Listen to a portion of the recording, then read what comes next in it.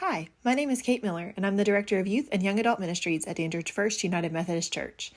Welcome to our online devotional series. Each season, we post a new video series for young adults. This year, for winter, we're having a 3-part mini-series for Advent.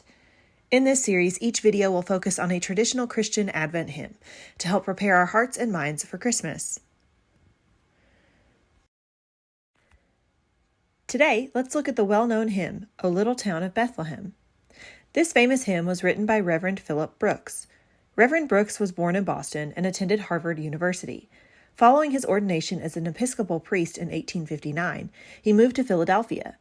He served in a few smaller churches as rector, and then was moved in 1862 to Holy Trinity, a relatively new church in the area that was growing in popularity.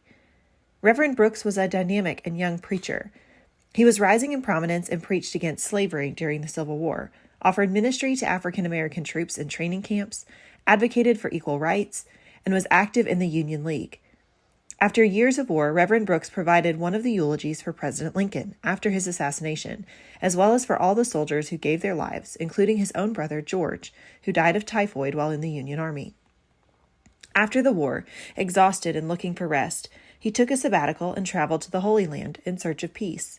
He visited Bethlehem, and the story says he visited on Christmas Eve on horseback, and as he looked out at the landscape in the night, he formed a poetic line in his mind.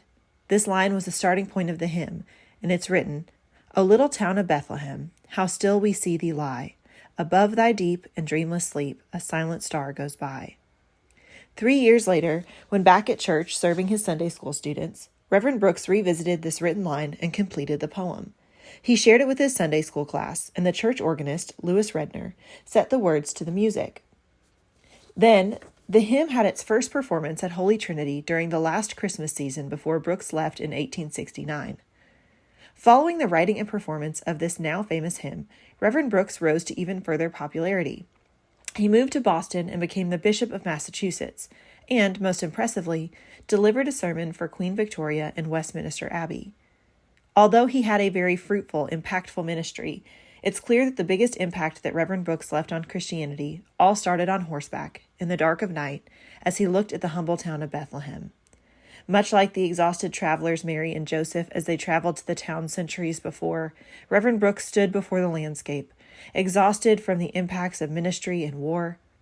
And because of that view, still today, in our own United Methodist hymnal, Song 230, called O Little Town of Bethlehem, transports us to a night long ago when a baby was born that changed the world.